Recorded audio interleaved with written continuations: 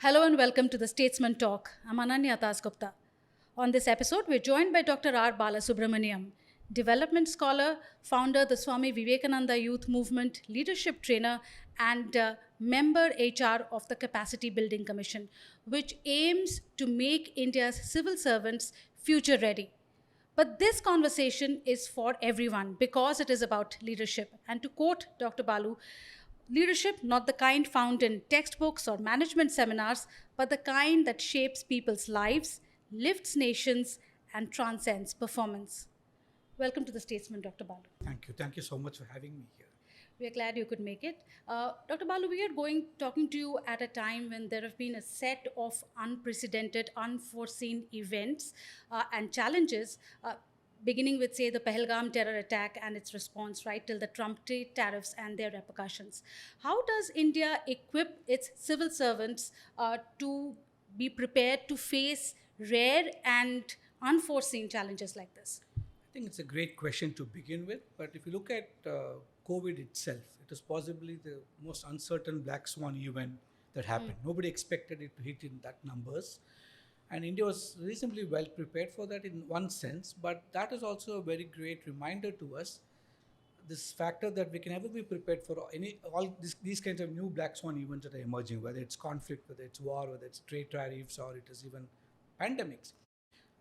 Maybe around that time is my guess now that Prime Minister conceived of what is called the mission Karmayogi. And the principal mandate of this mission was to make our bureaucracy future ready. It's very difficult. You really can't predict what the future is going to be. But what we could prepare ourselves for is to enable our civil services to transform itself, not just to be contextually relevant for today's times, but build the capacities to keep learning all the time. So we sort of talk about lifelong learning in Mission Karmayogi. And in the Capacity Building Commission, which is the custodian of this Mission Karmayogi, our job is to make sure that we are able to embed that ecosystem of learning. So as you keep learning all the time, you may not be able to understand how to solve the unseen and unforeseen problems that arise, but you'll be able to build the resilience and the capacity to keep learning all the time and start negotiating and meeting those demands. And I think that's what we are doing. And we do it through various different ways. We should understand that we inherited the legacy of a colonial thinking civil services. And for a very long time, we simply lived with it. We never questioned ourselves asking, are they relevant? Are they doing what the nation needs? But today we have a roadmap. We have a Vikasit Bharat roadmap. We clearly know what, to the extent we could determine and define that the next 22 years is going to be like this. So to deliver on that, what would be the kind of capacity the civil servants would need? What kind of structures would you need? How should governance look like?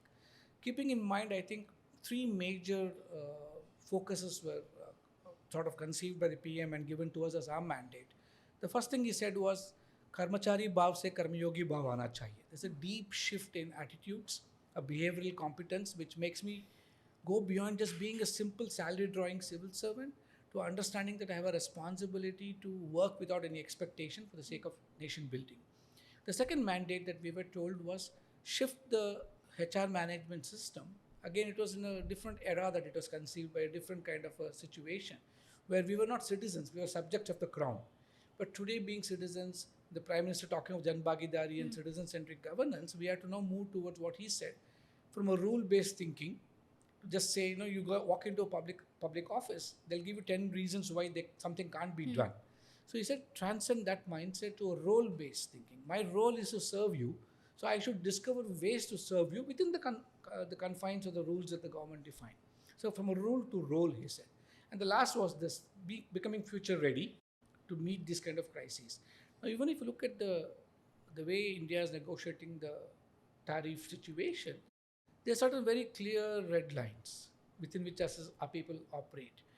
Earlier, possibly, I'm not saying, I really don't know how it was 75 years ago, but I can say at least 15, 20, 25 years ago, the ability of a system to negotiate things from a matter of pride and from a position of strength was somehow inadequate or lacking. But today, when our negotiators go, on one side, we embed them with the abilities to negotiate, to train. It's an art and a science. We train them adequately. The knowledge and the wisdom to back it up, the evidence, but more importantly, the civilizational pride, the feeling of I'm proud to be an Indian today. And so when you operate from that thinking, your approach to the problem itself changes. So building that is what we can. But you can't expect a tariff situation that emerges, but you can expect that our people will be reasonably adequately prepared to negotiate that situation. So you're saying there's no textbook response, obviously. There can never be, There actually. cannot be. But while you're getting future ready, you must understand the past for that. Yes. To me, look at India. For 1600 years, from 0 AD to today, 2025, the first 1600 years, we were the consistent, continuous, largest growing economy in the world. We were around 38% of the global GDP was India. When we got our freedom, less than 2% of global GDP was India's. Whether you directly attribute it to colonization or the lack of capacities that they made sure that we don't acquire over the last 100, 200 years, to where we are today. We are already the fourth largest economy. We are a nation where we are able to be meeting the system with a lot of pride. But so we recognize that what is it in the past which are romanticizing it. Otherwise, we go to the other extreme and say we had plastic surgery and we had aeroplanes flying around and therefore we were great. I'm a researcher basically, and from my thinking, I can say that if you ask ourselves what made that GDP work, India made huge investments on building human and social capital. We never focus on building a GDP. GDP is a consequence. The investments made on human and social capital. So we learn from this. We learn from our governance treatises. We learn from the Arthashastra. Today, if you look at our competency framework, as a nation, only last year it was introduced after a lot of thinking and making it contextually relevant, culturally appropriate. All the training programs were something which were designed based on what the Western world told us that we need. We never did anything for India. Today we have what is called the Karmayogi competency framework, which draws its entire inspiration from the Indian knowledge system. We say every civil servant only has to have 4 sankalps, 4 pledges. You pledge yourself to Vikas, you pledge yourself to the nation's development. You do it with garv. You take pride in Indian stuff. And then you look at, we as a nation always had this concept of responsibilities. We were a society which is driven by kartavya. It was never entitlements. I'm not saying the rights are not important, but I'm saying that attitude should be, what is my responsibility to the nation? And the last we say is, we are one nation. Civilizationally, we were one. Ekta is something we have to take it a matter of pride. To do this, we say you need 4 gunas, virtues. We say you need swadhyay, the ability to study yourself. The Bhagavad Gita is possibly the greatest psychological treatise which can tell you how to understand yourself. And then you say you can't do anything alone today. You got to work with others. So Sahakaryata is a very important, Bhagavad Gita itself is a product of collaboration. So that's teamwork. Yes, between Krishna and Arjuna. If Arjuna had not been there, there would have been no Bhagavad Gita. Let's not forget that. It's not just Krishna's contribution to us. So we teach our people, you need to collaborate with states, you need to collaborate with panchayats, you need to collaborate with civil society, with private sector if you really want to make the nation great. And third, we say running government has to be very efficient. The concept of Rajadharma, my own research, and I talk about it in my book too, it's so powerfully brought out in Mahabharata, it's brought out in the Ramayana, it's brought out in Arthashastra, and make it relevant for today. And we say that's what we call Rajakarma. What are the things you need to make the state efficient? And the last we say, my dharma, my swadharma is to serve citizens. All these are fundamentally civilizational concepts. So you understand that, build on the past, don't get married to it with romance, but understand it's got its strengths. We had our problems too, but let's not harp on the problems. Let's take what is good and craft a future based on this. That's what we are trying to do in Mission Karmayogi. Personally, how deeply has Swami Vivekananda influenced you? His style of leadership, because you founded the Swami Vivekananda Youth Movement while you were still in medical school? Yes. In fact, I think all my life revolves around his life and message. So I should confess that even in the book, in the leadership book, after the Prime Minister's name, Swami Vivekananda's name, I've used 21 times. I even counted it once. I think everything I know, I think of, or the shape by is because of the works that I got influenced by from Swami Vivekananda's message. At 17, I started reading him. And at 17, I believe every person at heart is a socialist who believes you wave a magic wand and everything will be equal. It doesn't work that way. So the powerful influence of call for service, to me, statements like he said, I call every young man a traitor who, having been educated at public expense, pays not the least heed to them. Or things like, I do not believe in a God or religion if it cannot bring a piece of bread to the orphan's mouth or wipe away the widow's tears. Now, these kind of powerful statements made me feel I need that God or religion, or I need to do that kind of service which will help me discover God. When you feel inspired at 17, obviously, life changes. And at 19, I started the Vivekananda Youth Movement as a medical student. And so everything I have done, whether it's understanding how to human development can be built or the context of leadership, I believe the word servant leadership. In 1896-97, Vivekananda used it for the first time.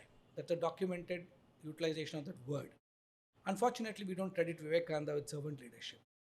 1930, Robert Greenleaf wrote the book on servant leadership. We say he's the father of servant leadership.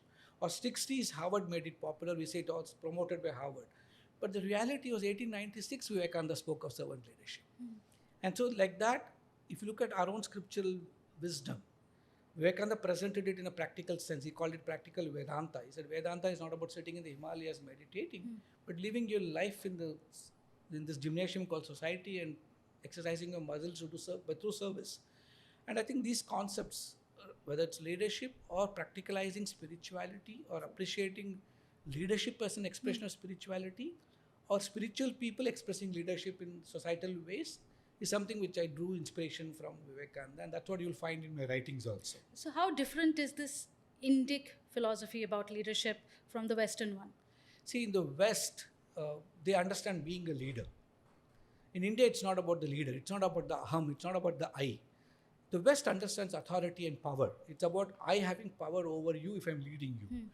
In India, we never spoke about being a leader. We talk about exercising leadership.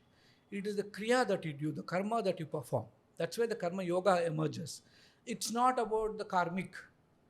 And the work at the center is what matters to us. It's not about putting ourselves at the center.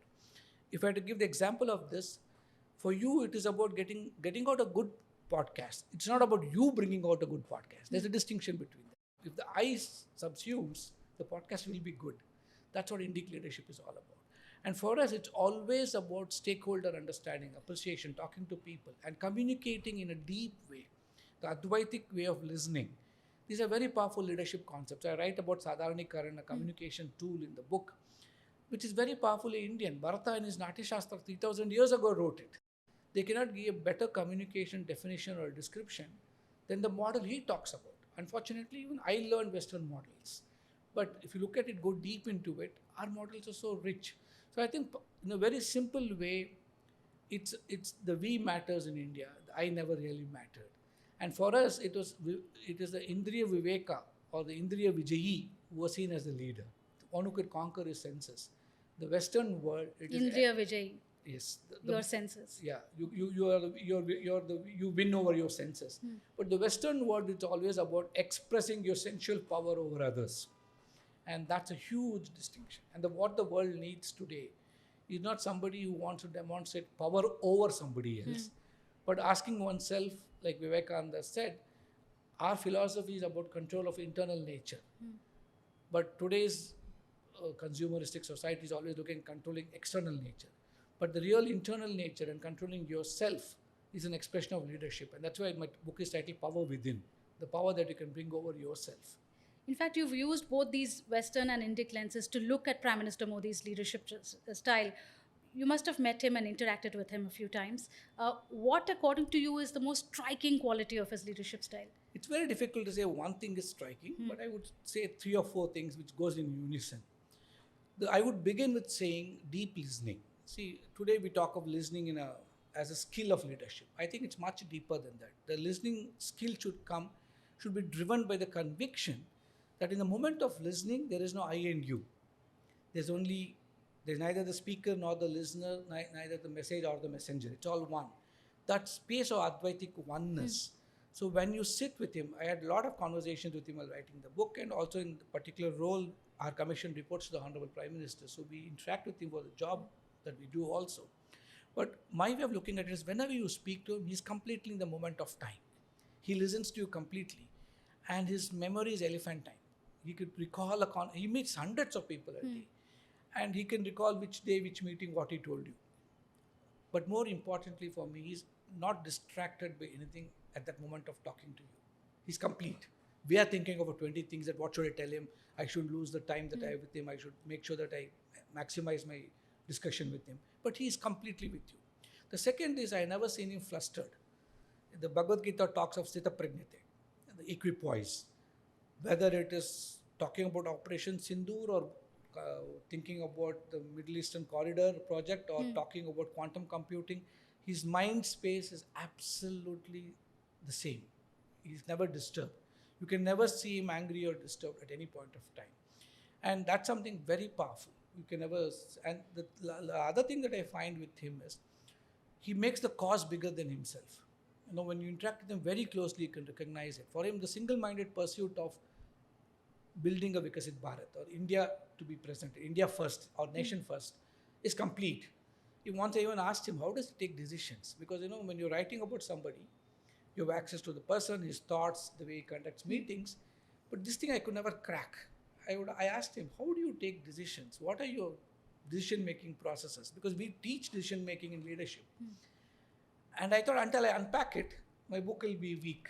Everybody's looking to how does he decide. His explanation was very simple and straightforward. He said, I have only one filter. If whatever I decide is good for the nation, I do it. So he doesn't allow his personal ego to come in the way. Just the national good, the public good, and therefore I do it. Any particular incident that you can cite, which is maybe you've mentioned in your book or maybe not? One thing which stayed very powerful in my mind and the way he's concerned, two incidents, one from the book I can say, one outside the book. The one from the book is he had launched the Vishwakarma scheme. The government had announced the Vishwakarma scheme and it had not yet actually rolled out as a program for the people. So he was very concerned and every time secretaries would go present to him and he would not be happy. So somehow people didn't get what he wanted. So finally the Niti Aayog was mandated to prepare the blueprint of this program and the CEO of Niti Aayog asked for a time with the Prime Minister and he was given time. When only after going there, the CEO of Niti Aayog realized that the Prime Minister had just finished a very long campaign in Karnataka, 22 hours of continuous travel and campaign. He just landed back in Delhi. And he felt embarrassed to even disturb him, but the Prime Minister looked fresh. And for 45 minutes, they discussed. And then Subramaniam, the CEO, asked him, no, you don't seem to be happy with what we are designing. What is it that you want? And that's when he answered very humorously. He said, finally, somebody is asking what is it that I see the program as.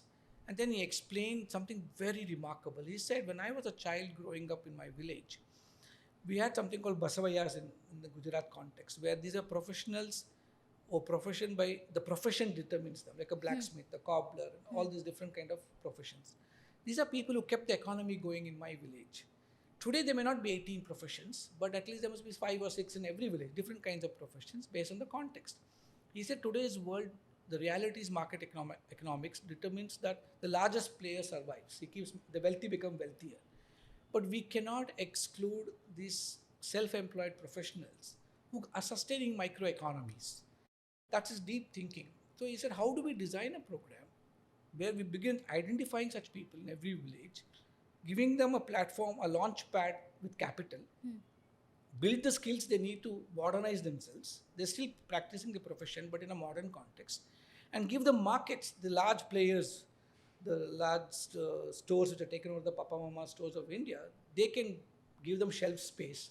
So can we do all these connections from the government and therefore bring them into the mainstream economy? And that's such a brilliant idea. You ask yourself, why didn't somebody think of this before? And today the Vishwakarma scheme does exactly that. More than 600,000 or 700,000 such people across India have got into this system and are economically self-sufficient today. That concern, that how do we do this for the last man? Even when we present to him, his only question is, all these presentations of what you did and all is great, but how does it matter to the last man in the street? How will his life become better? The other example I want to give was, a lot of people ask him this question, he told me that himself. The two favorite questions people ask him is, what is your position on this religion and how do you look at the different dichotomies in religion? I had asked him that too, but that explanation I've given in the book itself as his answer, but I'll give an anecdote which I have not quoted in the book. I asked him this question and he told me, everybody asks me this. I told him, you always look energetic, you're always enthusiastic, whatever time. You have a meeting in the morning, you're the same. You go in the evening, you're the same. You finish a public meeting and come back, you're the same. Travel from the United States, you're not, we are all jet lagged, but you're not. But how do you do this? Where does your energy come from? And he told me this. He said, everybody asks me this, but I have a very simple answer. Then he gave me this example. He said he was invited to Anna University for the convocation. and that's supposed to be the largest university in India. So during the convocation, he just noticed a hall full of people. And he said, if this is the largest convocation happening in India, where are the other students? So he politely asked the Vice Chancellor, and another quality in him is he'll never disrupt an event. He'll never make it. And this is an incident which happened when he was Prime Minister. He was Prime Minister. Okay. He had gone to Chennai. And the Vice Chancellor told him, all this because of security concerns and the size of the hall, this is the best we could accommodate. But the students are watching from other places. Television screens are kept. And the Prime Minister just allowed the function to go through. But before the event ended, he told the Vice Chancellor, please ask the students to stay where they are. I want to meet them. He hopped from room to room. Nobody's prepared, neither SPG nor the university authorities, nothing. There's no stage anywhere. He just stands on a chair, a table, a desk, whatever he gets to talk to the students. And then very humorous, and his sense of humor is something the public don't see. From the perch where I was watching him from writing the book, that really inspired me, and I can give you a lot of such humorous examples. He told me, it's Chennai, and in Chennai, if our journalists see me talking to students, they may think that I'm trying to make a point of being with young people. After all, what can I get in Chennai? Anyway, they're not going to vote me in, so it doesn't matter to me. And then he laughed and said, what people don't realize is my energy comes from the youth of India. And such a large population of young people, if I can just understand their aspiration, the pulse of their feelings and what they want to look for, and how can I connect them to the larger aspiration of a developed nation, that keeps me going. He said, that's where my energy comes from. So I'm an old man, that time I was 72, I think 72, 73. And at my age, the physical energy is not relevant. What is relevant is the emotional and intellectual energy I can get from such young people. To me, that was very powerful. And he looks to draw inspiration in the service of others. To sum up, if I were to say the leadership question and this, there's a very powerful statement in the Vedas. It says, Atmano mokshartam jagathitayacha. What we look at as moksha for ourselves and at our own personal evolution, it should be with Jagat's hita. It should always be in service of the other. And I see his leadership a manifestation of that lived philosophy of the Vedas. Dr. Balu, we see the Prime Minister on television or at public events, and we see him as somebody who's maybe strict and stern. Is that how he is in personal life? I know that's right. When you see him on television or when you listen to him in certain events, you feel that he's very stern, he's a tough disciplinarian. But when you actually meet him in person, you can actually see the human side of him. And I believe that I would call him, his humor is very compassionate humor. And if I had to give a personal example, after writing this book, normally the Prime Minister is not known to sign a book of any author. And I had this childish sentiment that it will be a great souvenir if the Prime Minister signs a copy for me. So after I gave him the copies, and then I took an extra copy with me, and after the conversation was getting over, I was describing about the book and how well it was doing. Within a month, it became a national bestseller, and I'm very proudly explaining all that to him. And then I asked him, can you please sign this book for me? And without any hesitation, he immediately signed. His photographers took pictures. And for me, that moment was like frozen in time, and I was so excited that Prime Minister has actually signed the book. In that excitement, I just left the room without carrying the copy back. And his room is a huge office. And suddenly I heard him gently call out my name. And I looked around, and the Prime Minister was carrying the book to me and laughingly telling me that I thought this book is very valuable to you after I signed, but now it seems that it's not. And laughingly giving me the book. That sense of humor, and you see him as a very gentle, humor-filled person. In private, he can make you laugh. But obviously, when the role that he plays, the situations, the context, that is not something the general public would see much of. Dr. Balu, what made you write this book on the Prime Minister? Actually, I should explain a little bit about this book. It's a book on the Prime Minister in one sense, but it's not really on the Prime Minister, but it's more about the exercise of his leadership. Because it's not a biography or a hagiography, it's more about a book on Indic leadership. When you think of Indic leadership, you always think of the past.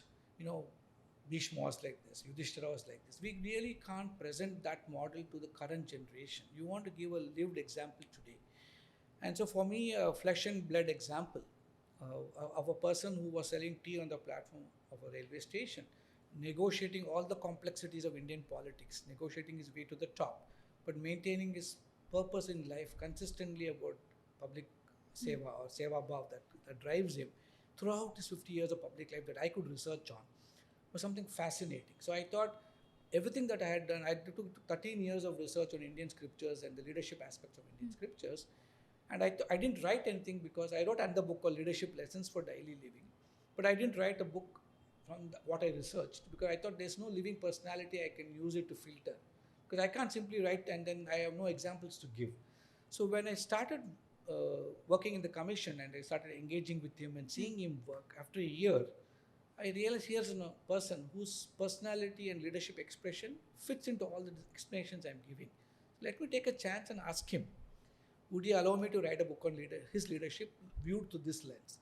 Since all my training and expertise came from the West, I already knew all the models of the Western leadership work. Since my research was Indic, I had all the material. And I asked him, and though he was initially very reluctant and not willing to say, he said, 400 से ज़्यादा मोदी भक्त का किताबें हैं. How is this book different? Then I told him it's an academic book. It's not just a book. It's a book. My research notes are 50 pages in this book. He agreed, but he said 3 conditions. The first condition he said was, this should be a book which should maintain its academic flavor. It's not about me. It's about leadership you're writing. And I think I've done justice to that. If you read it, you'll understand I've done full justice to that. The second he said is, everybody thinks leadership is imported to India. But we should export leadership. And विश्व गुरु का संदेश leadership के बारे में विश्व गुरु का संदेश किताब के माध्यम से जाना पड़ेगा. That was what he told. And the third, it's not in my hands, it's possibly for the listeners of your podcast. He said after reading this book, we need thousands of young people to emerge as leaders for building this nation. And if that happens, the book has served its purpose. So first 2, I think I have fulfilled. The third is for the readers to fulfill. Beautiful anecdotes that you mentioned. You've met and interacted with the Prime Minister of India. You've taught at Cornell University. You've lived and worked with indigenous communities. What would you say are the 2 or 3 qualities that would make a leader? I would say understand yourself, understand others around you, and remember actions that binds you to the others. In the context in which you're operating, that is leadership. And if the purpose of your work is beyond yourself, make it larger than yourself. If I can see myself as a member human resource of the Capacity Building Commission, that's a job, that's a designation. Or I can see myself as a soldier of this country working to transform the bureaucracy to deliver better governance for its citizens. The more you externalize your contribution and make it less about you, I think that's a great leadership journey. And the last is, leadership is about humility. Leadership is about vulnerability. Leadership is about saying, I don't know to. Leadership saying, I failed. And when you have the courage to say all this, then you'll get the wisdom to acquire it also. So I think India is very special in that sense. That's what our Puranas are all about. That's what our Itihasa is all about. Today, just getting carried away by the management training in the MBA schools that talk about leadership as a set of skills to control others to do what you want them to do, I think is misplaced counterfeit leadership. But really understanding that it's all about my inner expression, my control of my inner self, and the power that manifests from that control, expression of public good from that. That is the real leadership. That's something which I felt I have learned from the tribal chieftains in the forest I lived with. 2, obviously when I trained at Harvard and when I studied leadership there, it was a very Western construct. When I came back and I started understanding India better, whether it's the Jataka tales or the Panchatantra or a Ramayana or Mahabharata, they are replete with such wonderful leadership knowledge. And I think that is what not only India, the world needs too right now. That brings me actually to the next question. How equipped is our education system to tackle the challenges of the modern world, in which we are also learning of some of the instances or the examples that you're citing? I think not very equipped, let's be honest. We are in the transition phase. You should understand the national education policy. My formal training was also in public policy in the Kennedy School at Harvard. So from a policy analyst perspective, I think the finest post-independent India's policy, one of the finest I would say, is the national education policy. And why do you say that? First of all, it was very democratically prepared. A lot of people sent their inputs. They were processed through machine learning and compiled together. What do Indian citizens want? It was founded on the civilizational wisdom of this country. A lot of experts were genuine experts, and apart from being a great friend, mentor, and guide, Dr. Kasturi Rangan, whom we lost recently, he's also written a foreword to one of my earlier books, lived that thinking all the time. He was talking, even till his death, he would call me to talk about the national education policy and what should education be. Those kind of people who believed in it, built it on the foundation of what we have, keeping in mind what we need. So it was future looking as well as built on the past. And it was culturally appropriate, it was contextually relevant. We had to understand India as much as from a Ramayana, Mahabharata, but we need AI and tools of modern digital fluency for our children. But most importantly, the national education policy said we need character, we need empathy, we need compassion. And these are not trainable skills, but they're lived experiences that the education system should promote from day one. So to me, that education, if we can really live in letter and spirit, and we can make it really national. Today we are fighting over the politics of NEP. I don't think it's even relevant. Look at the content. Even if people can't read the 400-page document, there's a nicely concise document called Sarthak, the 79, 80 pages. Okay. It brings out the power of this policy. Other nations are appreciating it. And if we can just implement it, facilitate that creative learning ecosystems a child need, move away from instructional design to a learning design where I don't instruct you, but I facilitate and co-create knowledge where we learn together. That's what a teacher should be. A lot of investments and time on teacher training now to building capacities of children too, along with the teachers. It's a mutual thing. A lot of experiments are happening in India now in small ways. Can you aggregate all of them? Drawing inspiration, Vivekananda's thinking on education, J. Krishnamurthy's thinking on education, to looking at what does experiential learning mean for a child, where we move away from a degree granting, productized brand making systems today, institutions today which are ranked, to moving towards a culture creating, compassion driven, a child which can be empathetic at the same time knowledgeable. So degrees don't matter. Competence or knowledge does. That is the education system that the world needs. In fact, I heard you say that in another talk of yours as well, that, it's not about the coveted degree, it's about these qualities. I started with this question on the fact that the world at the moment, especially India, we are facing so many unforeseen events and challenges. Our civil servants are facing those challenges on how to tackle and respond to them. But my last question is going to be about India's children, because as a mother of a school-going child, what should I or someone like me, a parent like me, do to facilitate the learning for a child who should be future ready, who should have the knowledge of our history and understanding of India's ancient texts, and also be future ready to face the world? In a very vyavaharik way, for to answer you, you don't bring up your child on Tom and Jerry cartoons alone. I'm not saying they're not important. Tom and Jerry is all about violence in a very subtle way. Tom is always after Jerry, and Jerry is always able to. There's got a powerful message also. The meek, in a sense, don't have to be afraid. But why don't you bring them up on Panchatantra, on Jataka tales? They're also loaded with messages. Why don't you talk with pride when you talk of Indian dress, Indian food? I'm not saying you should not eat a pizza or a burger, but will a child also understand the different cuisines of India, the different languages of India? Can we take pride in all these things? Why are we wasting our time talking about X language, Y language? Every language of India is Indian, whether it's Hindi or now. I come from Karnataka.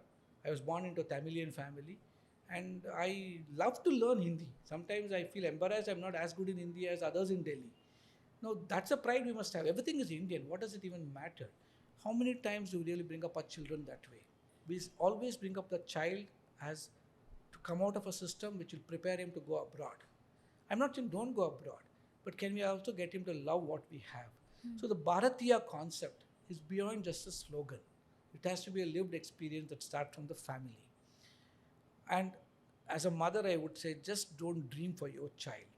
Enable your child to dream for itself. Most of the time, we sort of superimpose our ideas on a child, and we always want, by proxy, to live the child's life. Just allow the child to be a child. Child comes so beautifully packaged and sent to us from the Lord above. And we want to, like Mark Twain said, allow schooling to interfere with his education. Keep the child curious, keep the child creative, and allow yourself to be vulnerable with your child and not controlling with your child. The do's and don'ts that we tell our children are much longer list than what we learn from our children. Do we ask our children what it wants, or do we tell our children what you are ready to give it? So I always tell I used to run a workshop on parenting, which I don't do now. I used to tell my attendees and my friends who would come to informally participate in this kind of sessions, I would tell them that learn to operate not from a zone of presumed competence as a parent, but from the incompetence of trying to be a child with a child. And that will solve all the problems. And first believe that a degree doesn't make a difference. Not telling a child, go to a master's abroad, go do this there, go do this here. It can do. Nothing wrong in acquiring more knowledge and getting a degree for that. But that's not the purpose of existence. Acquiring knowledge to do public good is the purpose of existence. And you can get it by so many ways today. So it's not about don't watch YouTube or don't watch Netflix. It's about how should you be built so that you can decide what to watch on YouTube, what you can watch on Netflix. If you can get that child with that kind of sense of responsibility and ownership, I think your job is done. Wonderful note to end on, a point to ponder certainly for parents. And thank you very much, Dr. Balu, for sparing time for us and joining us here on Statesman. Thank you. Such a pleasure being here. Thank you, sir. That's it then on this episode of the Statesman Talk. Do let us know what you thought of this episode, and don't forget to like, share and subscribe.